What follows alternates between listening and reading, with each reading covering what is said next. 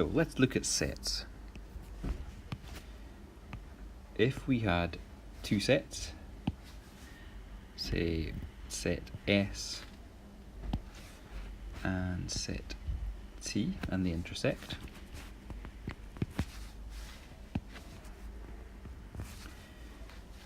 and we say that the union of these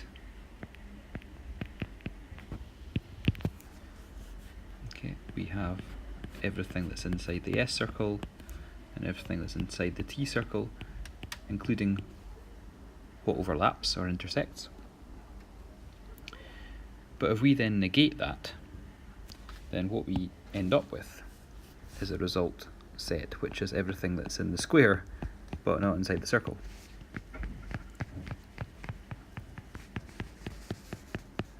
Okay, so that's S union T, but then negated. If you think about this with the same sets, so we've got the red S and the blue T,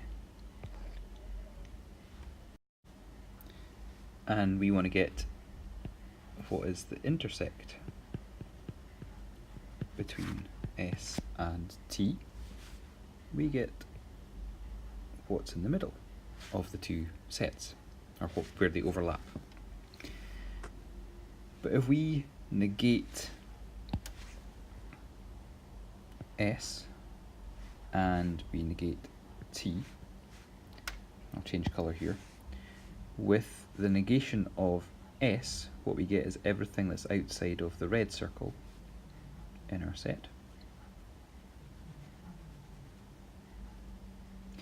If I change to blue, if we negate T, we get everything that's outside of the T circle or the T set.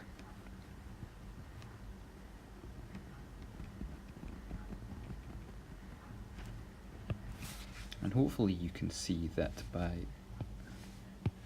grouping the negation of S and intersecting it with the negation of T, we get everything which is outside of the sets.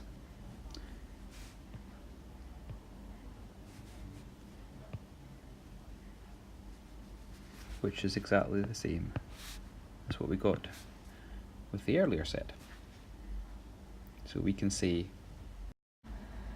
this in maths, and if we convert it to Boolean algebra, still using the letters S and T, we get this, which is the set of S and the set of T negated is equal to the negation of set S or the negation of set T.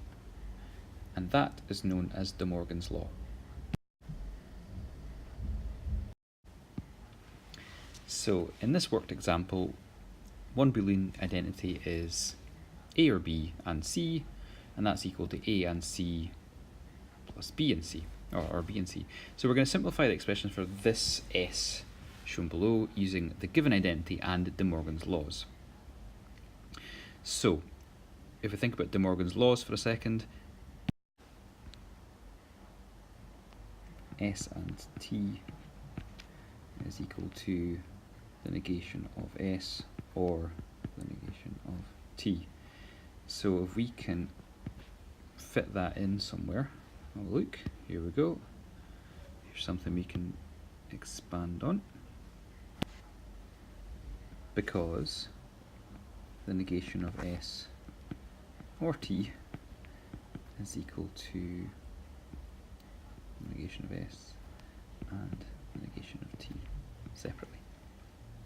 So we can take this one here and we can turn it into Q and R. Let's fill in the rest of it. Next, if we distribute, because we've got and R outside of the brackets here. Oh, I forgot the bracket there. Put that back in. Yeah, so our R is outside the brackets. So we distribute this equation a bit further. we end up with the negation of P and R, or the negation of Q and R and R. So the negation of Q and the negation of R and R. And so that is our distributive law that we're applying there. We've got an opportunity here to apply an inverse. Remember, the negation of R and R is equal to nothing or false. And then if we apply a null rule or law to this, Q and nothing, or Q and false, is equal to false. So that just gets cancelled out. And so because that entire second part is cancelled out, we can simplify that expression to be the negation of P and R.